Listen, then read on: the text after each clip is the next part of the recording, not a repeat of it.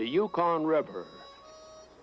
In the gold rush to the Klondike, thousands used the Yukon like a highway leading into the far reaches of northwest Canada and Alaska.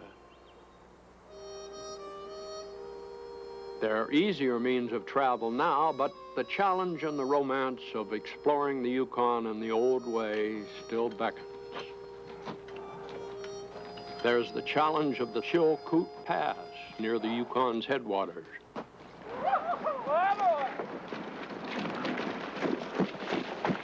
The challenge of starting from scratch to build a raft for river travel.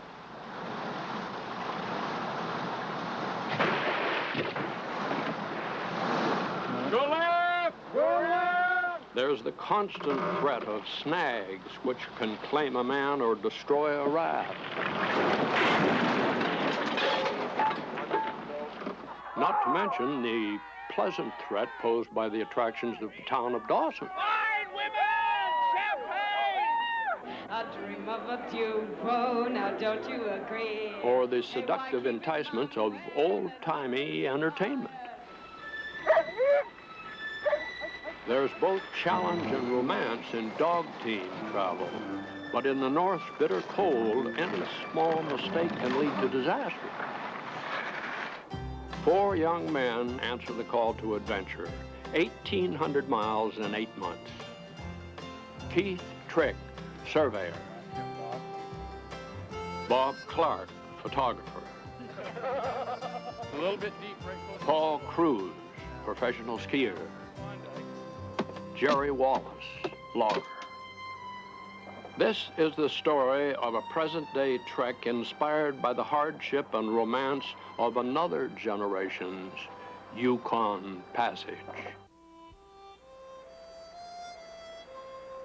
For many of the old-timers, the trail to El Dorado began on an arm of the Pacific Ocean at Dyea, Alaska.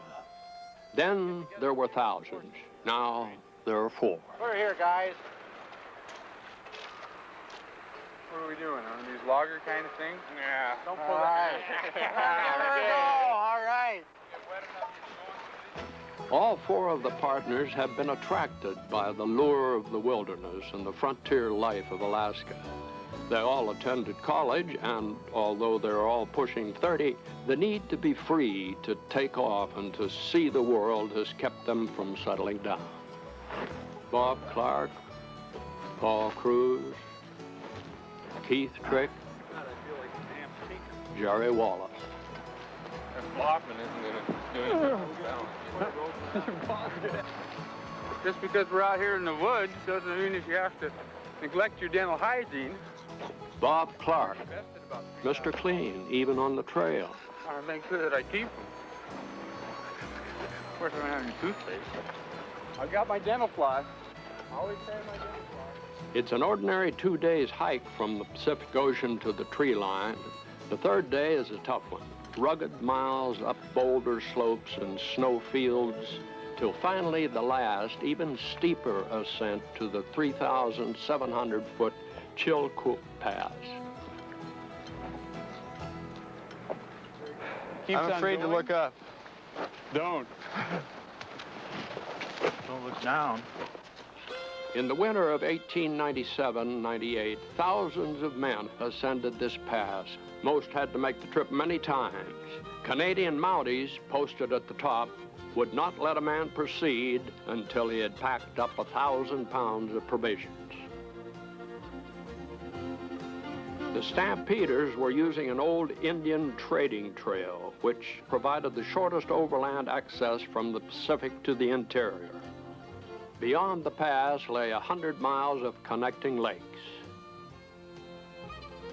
600 miles from the pass lay Klondike Gold, where Dawson City sprang to life. The raft crew planned to continue beyond Dawson to the Arctic Circle, where men and rafts are easily lost in a wild profusion of channels. Fall will bring crushing ice, so the crew will stop and build a log cabin. After freeze-up, they will continue by dogsled to Marshall, an Eskimo village not far from the mouth of the river. The Chilkoot Pass is only the beginning.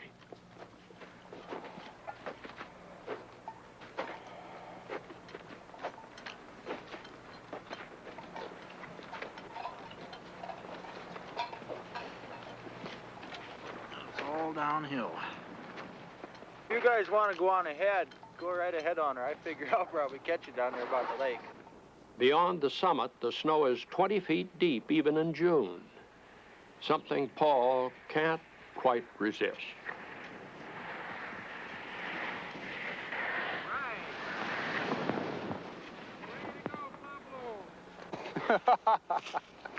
Hey, how come we didn't bring any skis? That's what Mom was just asking. Stupid, I Tally guess. ho over the hill, Paul. Lucky ship. Still, cross-country skis and a heavy pack are not something Paul usually has to contend with. All right! A little steeper than I bargained for, and I fell away so quick I didn't have time to get on the right ski.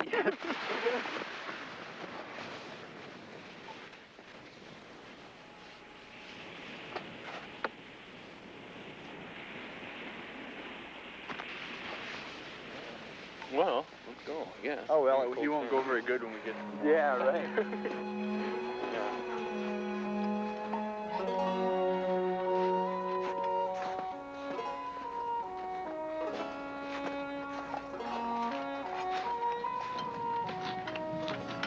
It's a long 4 days on the Stampeders Trail from the Pacific Ocean to Bennett Lake. Here in the spring of 1898, more than 10,000 people were camped, and the timber was cut to build boats and rafts. The remains of old cabins evoke memories of a time of high adventure and folly. Keith Trick's roots carry him back to those times. Down on the ground in the iron mines. And finally, my granddad and a couple of his brothers, they heard about the strike up here, and they said, well, sounds like a good place for miners. Never got rich. He had enough money that he didn't believe in welfare and retirement funds and things like that. He figured as long as a guy could work and make a living, well, that's what he ought to do. Then he lived on all the money he made right down to the time he died. And when he passed on, he planned it just right. He went out with about $1,000 in his bank account. It must have been quite a spring. You know, maybe that was the biggest sailboat race in history when all these 10,000 guys come to these shores and they built their scows and they built their rafts. And most of the boats wouldn't float very much, and by the time they loaded their 2,000 pounds apiece in those boats, there was probably only 2 or 3 inches of freeboard, and a lot of guys drowned on the way down to the lakes. But they all sailed towards Dawson to find their El Dorado. But most of them just went belly up, nothing left. Probably died broke. Dreams that were just shattered by cold and starvation, loneliness. There'll never be a rush like that one again, maybe in the whole world. I would have liked to have been there. In late spring, daylight comes early to Bennett Lake. At 7 a.m., the sun's already over the mountain. Morning there, buddy. Morning, Pablo. What's for breakfast? I don't know. What do you want? Some bacon and hot cakes, maybe? Yeah, I think I'll put my sunny weather pants on today. How's that, huh? I'll do the can, Barry. I don't think I can hike it up, but if I had some tomatoes, send me a garter belt, wouldn't that look all right? Huh? Oh, yeah. Especially with these 6-day-old underwear.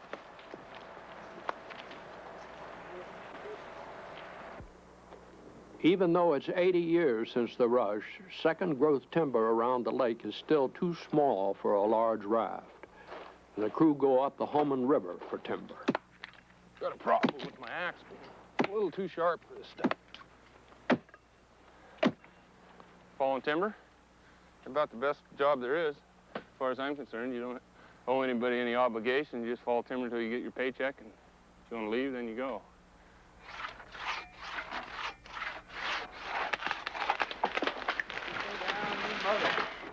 Slacker!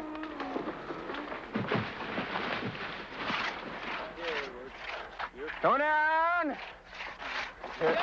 Slack line!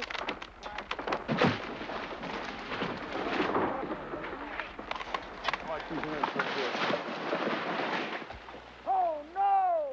Dead hang-up. 20 trees go down. On an average, they weigh 1,000 pounds each, but somehow they must be moved to the river. Paul has the solution. A skyline strung between two trees. Watch your head, watch your head. And then, with the block and tackle, the logs can be moved to a central location. Stay out from under it. One more. Heave. Let's go.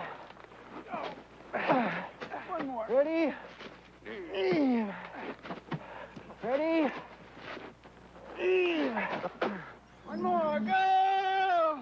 Good. One more hump. We got it. Go. Just right. Slackering. 2 long days, and the logs finally lie in one pile. Oh, last one. That's enough, too. And then it's a downhill skid run to the river.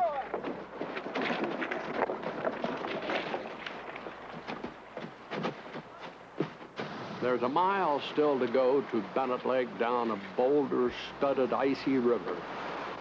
Guiding the logs downstream is certain to be cold and dangerous.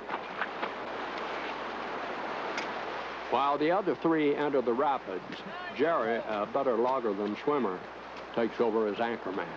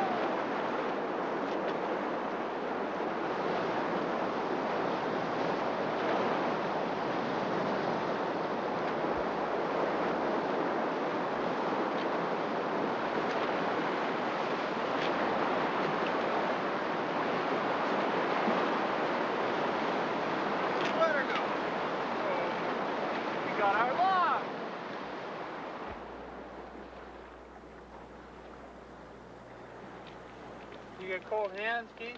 It's been another exhausting day that most people would consider hard work. I haven't had that much fun in a long time. Yeah. It's like a couple of donkeys out here just going at it, up and down and back. Gold Rush stampeders sawed their planks with a whip saw, back-breaking work that broke up many a partnership. Of course, if your partner doesn't know what he's doing down on the other end, see? Not too much more of this, and I'm going to shove you right off the end. Shove who? You. Yeah, well, hell, if you can handle your end of it, I'm doing great up here. Yeah, but you never give me enough to saw. Well, if you can't see what's going on up here, how the hell do you know?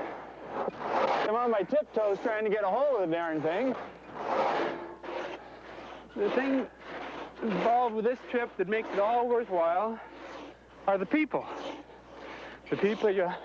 Rob's away! The people you work with, your partners, and especially the people you meet along the river. That's what it's all about. The raft will be 38 feet long, 20 feet wide, weigh about 10 tons. The logs are held together by wooden pegs that are driven into hand-augured holes. And Jerry, peg maker, has his job nicely calculated. But at 300, that makes something like about 25,000 licks with the axe to have the pins together for the raft. Number 48. The partners have shipped in heavy supplies on the narrow gauge railroad built during the gold rush. And as the mast finally goes up, there are those in the crew who doubt it will stay up.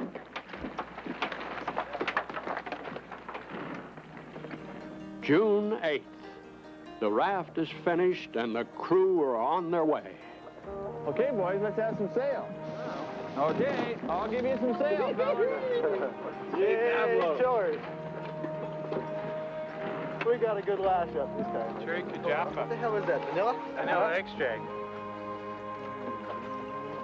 Well, have a horn on that jug there, kiddo. Now, don't take it all. You gotta last. Ah, Carcross Hotel, here we come.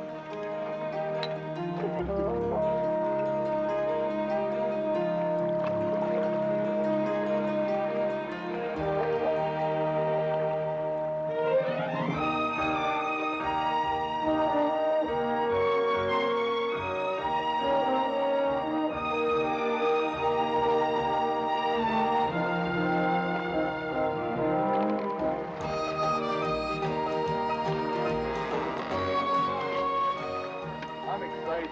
Bacon and egg. All I gotta do is just do this.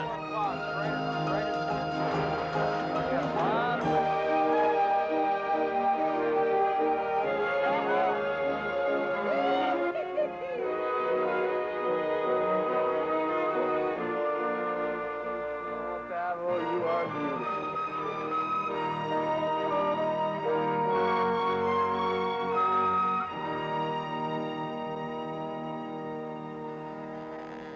The lakes lead to the river proper. The travel down the river seems peaceful, but the tranquility is deceiving. The sweeps only move the heavy raft slowly from side to side, and sometimes there's no way to control it. Snags, sweepers, sandbars, and jagged rocks have killed many a voyager. We really have to look out for these sweepers. If we run a 10-ton raft under them, it'll knock down the mast, the sail.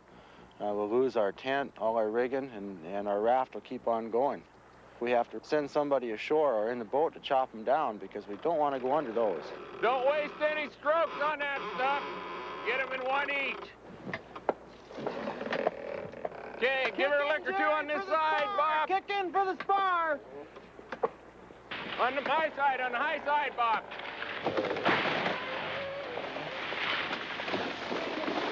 Just right. Look at it. Oh, wow, we got to see that on the flag. Okay, Bob. Good chopping.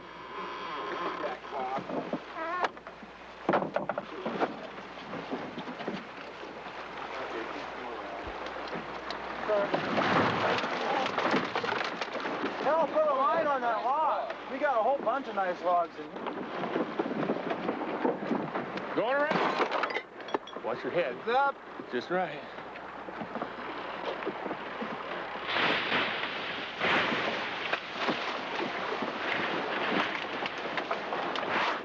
Watch this one, Bob. That one. Don't get caught in the bite, Bob.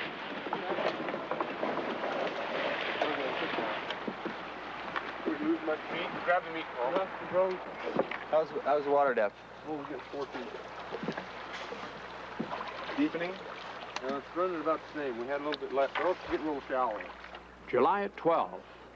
The river is high, overflowing its normal channels. Indians, stampeders, steamboat pilots, all have had to feel their way by sounding. Boy, are we grinding up on this Hummer.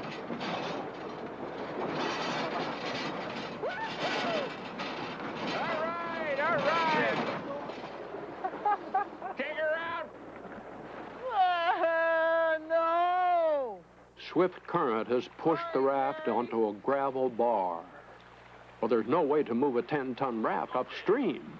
If it's to be moved, it must be angled off to one side. We're busting again. Flag her back. If the crew can't pry the raft off, they'll have to freight their gear to shore, dismantle the raft, then rebuild it in deeper water. 1,000 pounds is 1,000 pounds. Probably come out. The canoe can take some of the load. Big one that's under there. That's Just about. Ready? Heave! ready. I can hold. Ready? Can you run? Yep.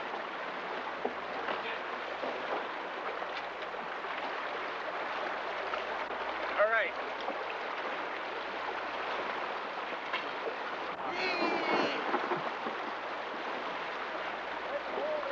We're just picking it up and grounding it on the other side.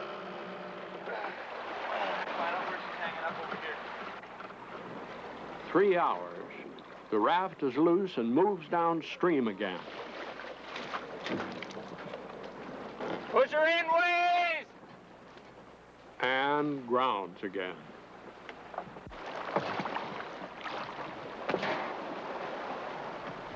Need a short piece of line.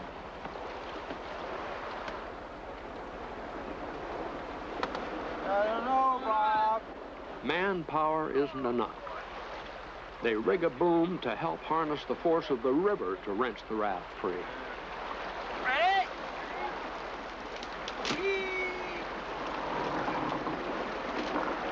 Give her a few more twists. Next one. Oh, she's about to go. Hop aboard, boys. I'll get the canoe.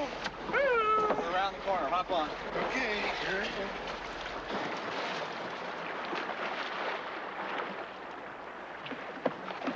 Okay, I'm getting about waist deep here. Coming around. Time check. What's Bob? 15:25. Is that what it is? Yeah. What time do we hit it, Paul? What time do we hit it? 9:30. Oh, it's only 5.5 hours. That's not bad. People are getting overconfident. Head and shoulders to solve my dandruff problem. When you're out here on the Yukon River and don't have a chance to wash your hair as often as you like, dandruff becomes a serious problem. Therefore...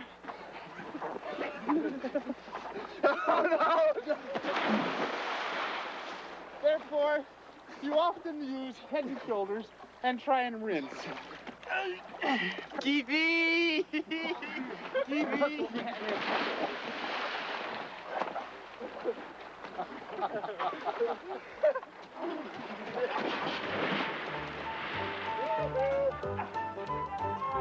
King of the mountain!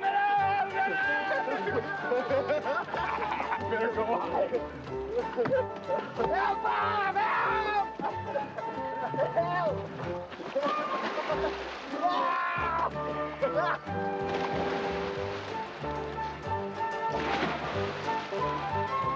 Oh, this thing's tighter than my neck.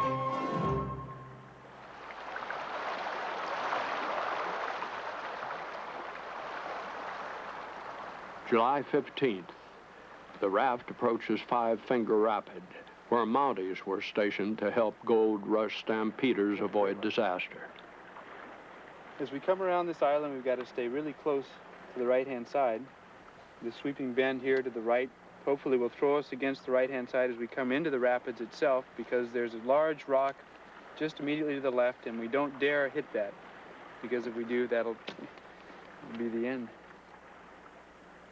The current rushes through Five Finger Rapids so fast that steamboats used to be winched upstream with a cable and steam power. The trick is to stay to the extreme right, because that is the straightest channel. Piloting the raft into that channel is the problem. We're on this corner of the island. We're on this island. You know, when we start to get towards the end of this island, we really want to start hugging along the bank. I mean, really. Right.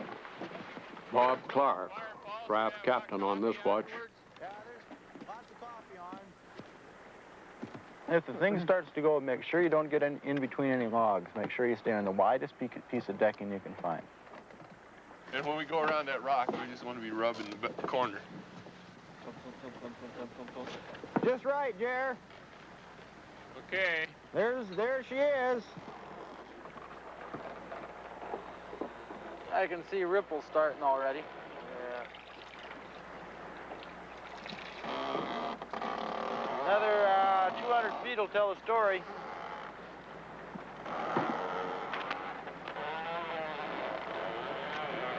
That ain't all that big, is it?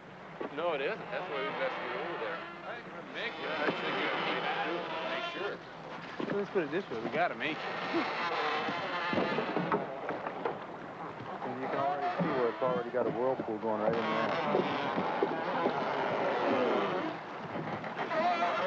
Go after it, Keith. Go hard! I'll be on the other end. Let's go, buddy, because we might have to kick our end around. Looking pretty bad, boys. Yeah. Now you give me a hand on the sweep.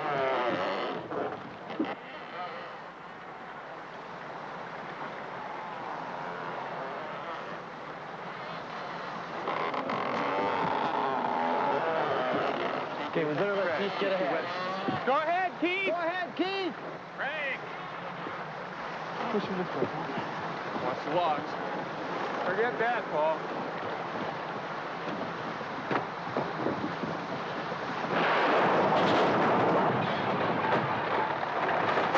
Go around, Paul. Go left. Heads up. You're going down on your side. Okay, let's keep her to the right.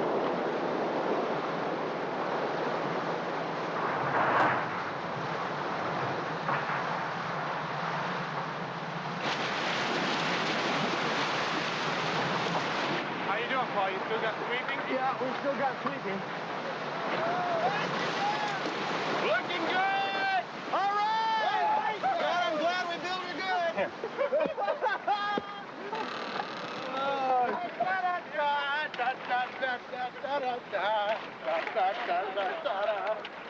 Dawson, here we come!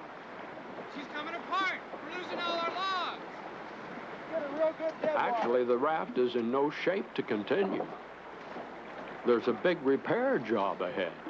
Out there just across the river. July 19th, 4 days after the collision, Dawson, Yukon Territory swings into view. The partners have traveled 600 miles to reach the Stampeder's goal. For one mad summer, 30,000 of them overflowed the streets. Now there are 830 permanent residents. By 1901, 50 million in gold had come out of the creeks and hills nearby, but Dawsonites never paved the streets. Still, after 2 months in the bush, Dawson is a great place to throw a party and reunite with friends. You're not running off. Are you going to keep it tucked behind your ears? Oh, for a while till I get excited. Thank you.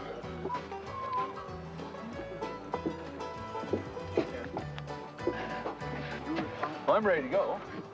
Sure. I'll catch you. Make a mess of myself. You said you show off. Oh, Oh, you're singing. We're gonna have us one hell of a good time. He's making eyes.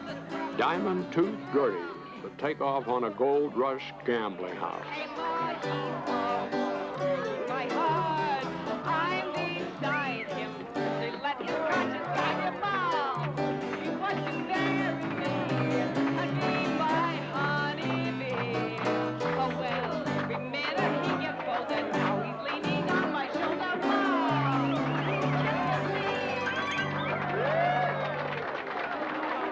You go sit down with your girlfriend.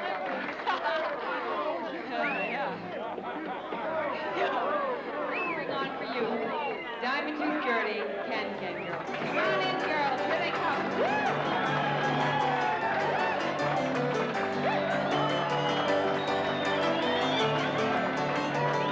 Yeah! Let's get some clapping going on there. Come on. Woo! Come on.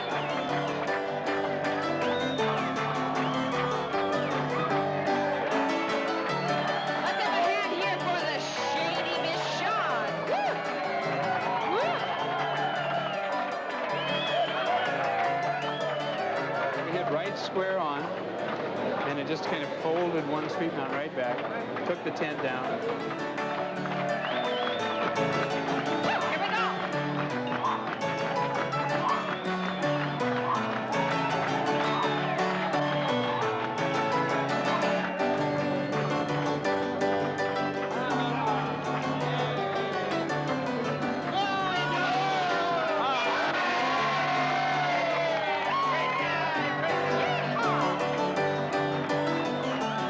Are you ready for this, boys?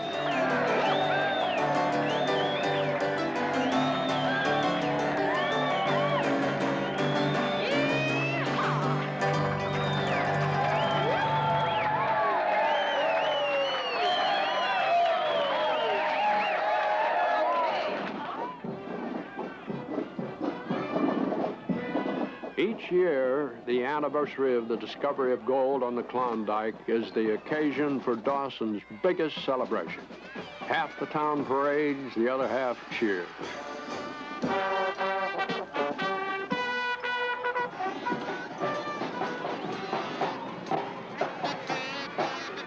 The Klondikers Marching Kazoo Band, the Girl Guides, the Dawson Boxing Club, the Dawson City Museum,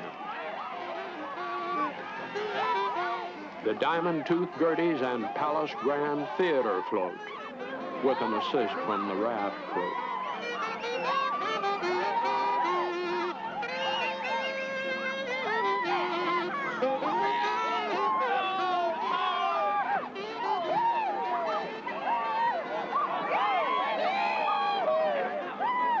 Here's the final poll today to determine the men's tug-of-war champion for $50 first prize and the trophy by the Klondike River Lodge. With the help of two friends, the raft crew have survived a half-dozen tug-of-war eliminations. So I'd say the point. And I'm sure not going to lose in front of all these people. I'll tell you that right now. I don't know if I'm going to have to drag all you guys too, but I ain't losing. You ready, Black Mike's in? Defending champions? Ready, challengers, the smoke jumpers? Tighten, pull!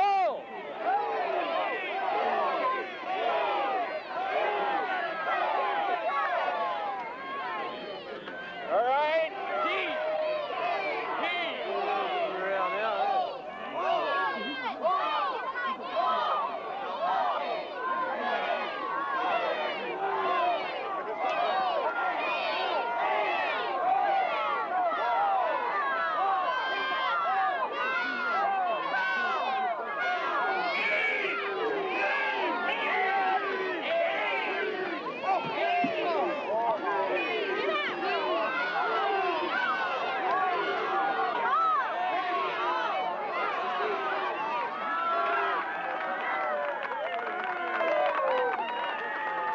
The smoke jumpers win. It's a cartilage. I need a doctor, I think, or I'm sure I'm going to need to go to the hospital. It's a cartilage. I dislocated my knee. Poor guys. Yeah, same to you. Paul, man. Nice pull. X-rays of Paul's leg will show nothing is broken, but a ligament is torn. All right, take me away. Take me away. This is the best part. I need to have a lady on Check the your side. hand, check your hand.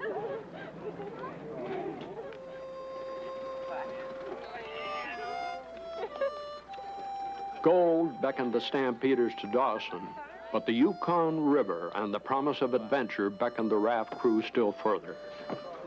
Are you chewing bubble gum? Not bubblegum. You want some of my snooze? We'll see.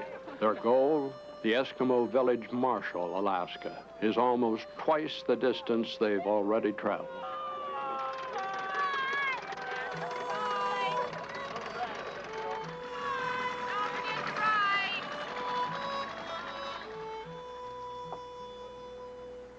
Dear Robin, at last we're recovering from the high life in Dawson.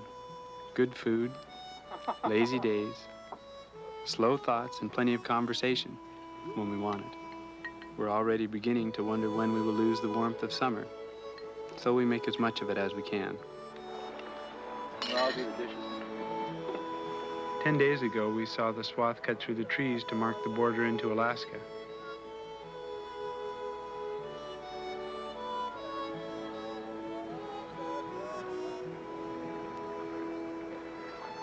Later, we drifted by Calico Bluff in the early morning light. Take a look at this.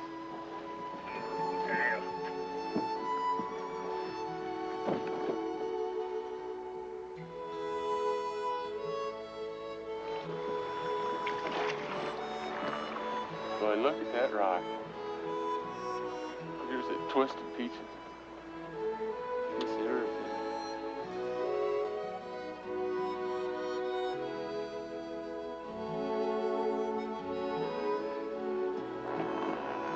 Today, we noticed signs of someone living in an old roadhouse.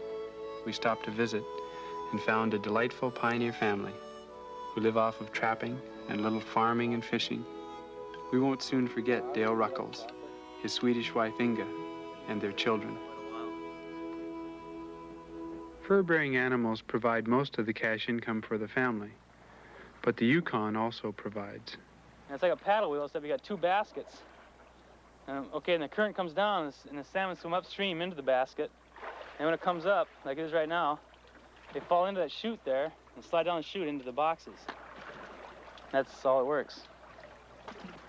How long did it take you to build it? About a week. That's a nice wheel. You did a good job. Wow. Hey, there's big ones around. There might be some in the net. What do you grow here?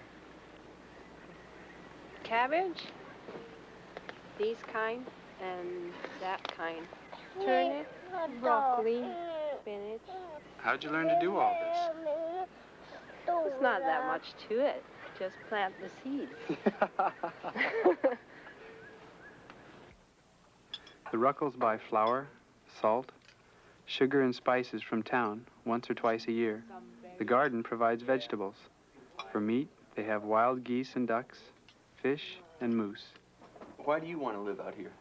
Why not? Well, yeah, good, just out of curiosity, everybody has a reason why they would want to come out here, but why do you choose to come all the way to here to live out here like this? There's got to be some reason. A reason? Yeah. All you have to do is go to town and you see why. Get away from all the traffic, and people's problems, get away from that. Do you miss what's going on in the world? What's going on in the world?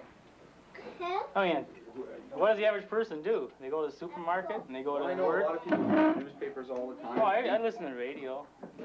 I read books. Yeah, I had it in my bag. So what can you miss is Do you get bored? not very often. Do you ever get lonely? No. No. I get more lonely in town than you can out here. A lot of lonely people right in the middle of a big city. 50 miles downriver from the Ruckles family cabin, the land flattens. In late August, the moon makes a low circuit of the sky. Often fog hangs above the surface of the water, and the raft seems suspended in liquid space. Nights are longer now as the sun slides early into the horizon. At night, sometimes there are displays of northern lights, those luminous apparitions of the Arctic sky that have charmed and mystified mankind for thousands of years.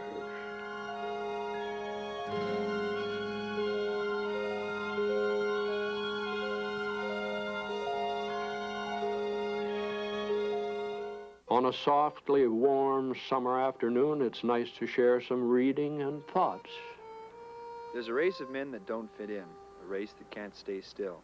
So they break the hearts of kith and kin, and they roam the world at will. They range the field, and they rove the flood, and they climb the mountain's crest. Theirs is the curse of the gypsy blood, and they don't know how to rest. If they just went straight, they might go far. They are strong and brave and true, but they're always tired of the things that are, and they want the strange and new. And each forgets as he strips and runs with a brilliant, fitful pace. It's the steady, quiet, plodding ones who win in the lifelong race. Ha ha, he's one of the Legion lost. He was never meant to win. He's a rolling stone and it's bred in the bone. He's a man who won't fit in. Aha. I wonder if that means us. It could. I don't consider this lost youth. We've traded off the feelings of contentment that a person might have when he's, a little ways into adulthood. Maybe he's getting along with 30, maybe a little more, maybe a little less. We've traded off a lot of those contentments for wings, freedom. We're free. If tomorrow we want to take off over that hill and go until whenever, we can do it. And that's the payoff. I find it fascinating just to be able to be by myself and watch and try to sit back and observe what my own mind is doing. And you can't do that, at least I can't, when I'm around where there are distractions. At times makes a strained relationship with the women in my life. So if they're willing to share what part of my life I'm willing to share with them, and we can get along that way, that's fine. Otherwise, I have to go by myself. It's a certain freedom that that I really like, and it's brought me immense happiness being on the river. Just being. It's a beautiful life.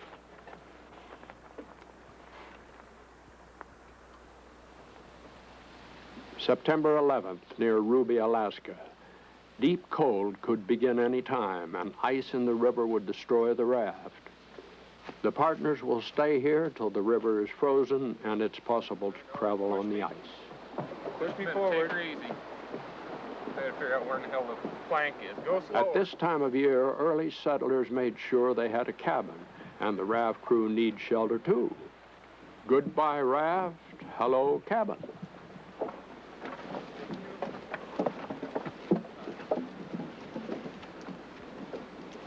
Moving up pretty good.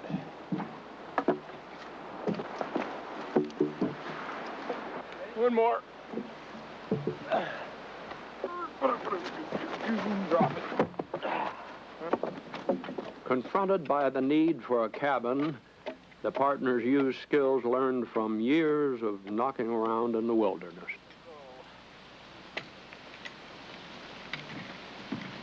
Bunks will be double high bunks on this wall.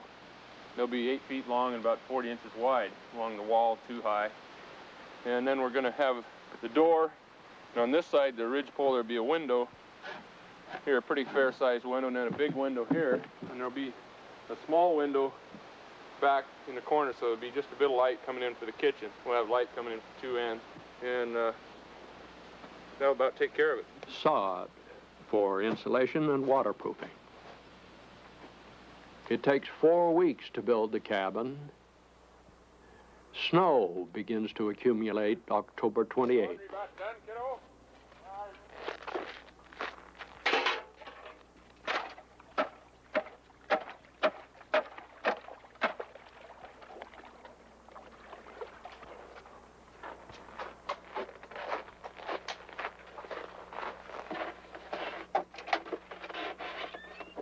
When it's 30 below, humidity pours out of the cabin and freezes on the porch roof. A clean-shaven Bob Clark confronts an ordinary chore with a cold weather twist.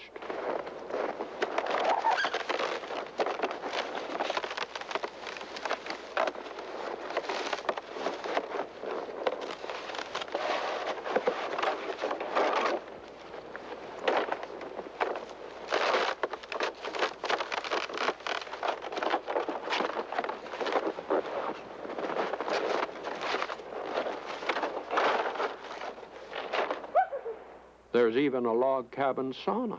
Hurry up and open the door! Cold.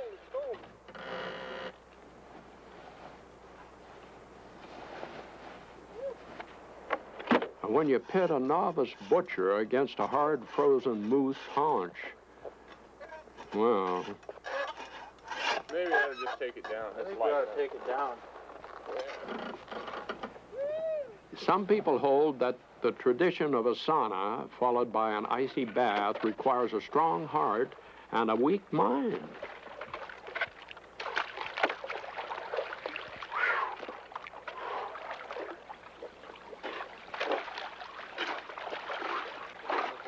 Hey, Bob!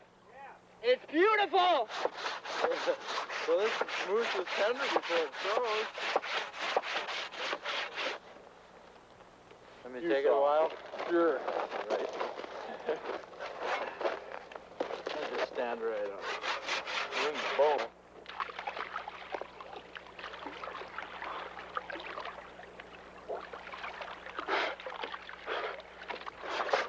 Here it goes. Hey! Still I like think that. I'll just throw this up on the roof. Keep the dogs off it. Yeah.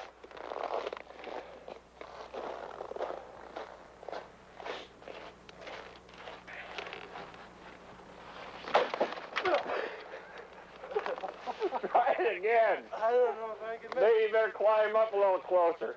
Use that stump. Ah. Hey, I need a tall one. Here, let me give her a food.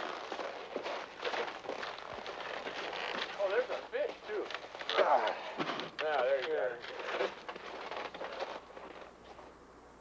The nights are longer and longer. The temperature drops lower, but inside, the cabin is a warm place to be. Paul's got the ace. I didn't have nothing at all. We made it. He did, by golly, he did. Even on a ballot like We that. got 2, kiddo. Wow. That's all right. We see their medal. Want me to set the table for you? I'll get her. Okay. Lake Bennett, where we built the raft, and we started on our raft trip. Went all the way down the Yukon River here to Dawson City, beyond Dawson, above the Arctic Circle here at Fort Yukon, to just about 20 miles above Ruby, 24 miles exactly. That's where we are right now at the cabin. Now from here, we'll go by dog team. That's right on down past Holy Cross and over to Marshall. Well, here's to our health in the journey downriver. You betcha. The sauna's on fire, guys.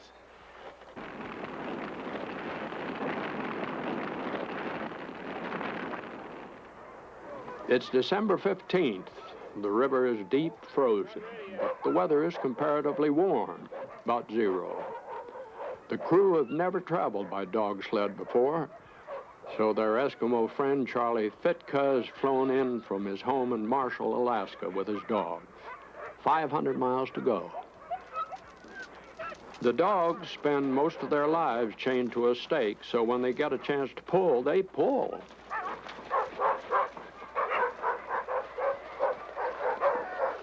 You and me want to take this other one? How many's going with you? 2 guys or just 1? I don't know.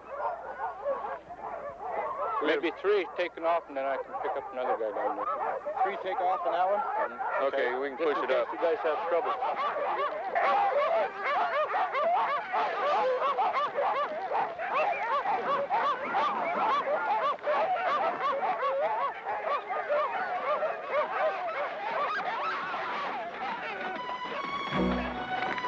Attaboy.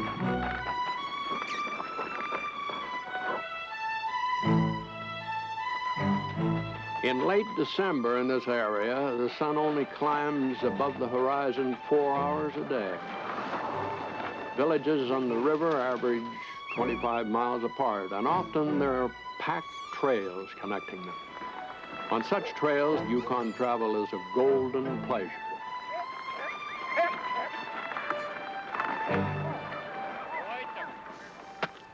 Tea break is the high point of the day for man and beast. 1 serving of canine Eskimo pie. Humans get fish too. Smoke-dried salmon. Finger looking good. Well, Merry Christmas, guys. Ho, ho, ho. What do we do with when you get big balls of ice in their You feet? take them off like I did. With anything you got? With your fingers. With a hammer.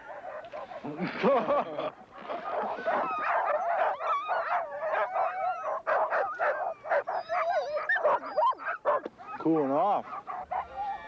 The temperature must really be going down.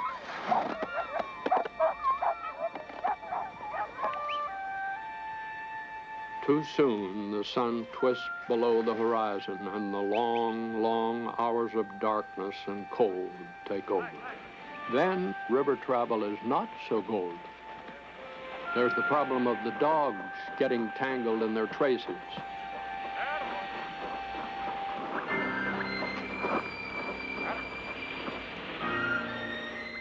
And often the sled refuses to stay on the track.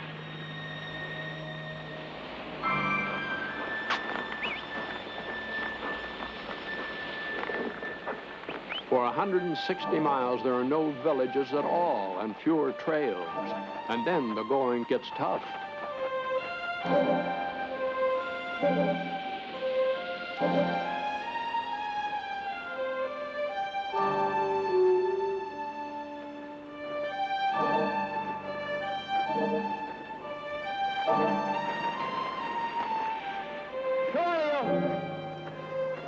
That's it, let's go.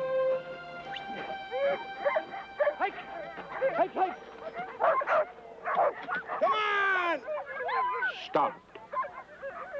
Well, there's nothing to do but look for snow that's not so deep.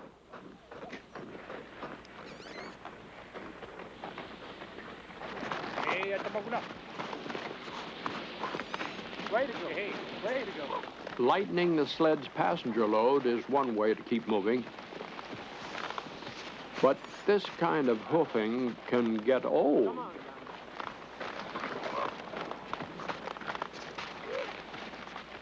And ironically, a shift to skis brings on a section of wind-blown ice.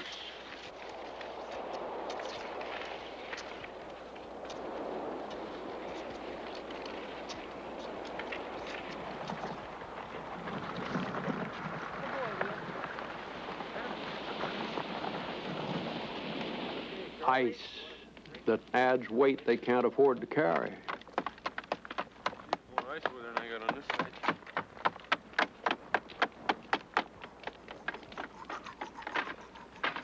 Mr. Clean, still at it. And yes, even in January, it sometimes rains on the Yukon. January 6th, Marshall, Alaska. For the partners, the long trail is spun out. Charlie Fitka's family has heard that the sleds are approaching. See him? And run to him.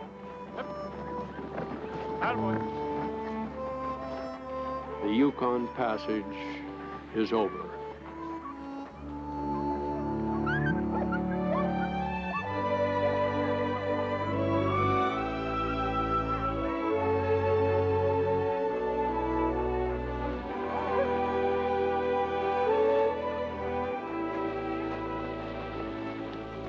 Seems like years it's been gone.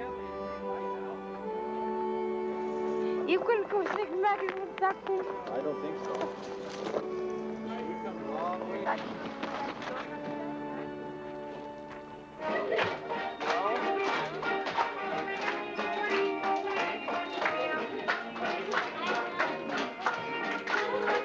German dance.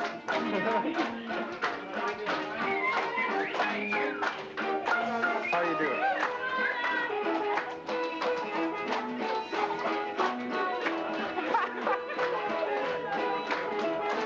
He's a good dancer.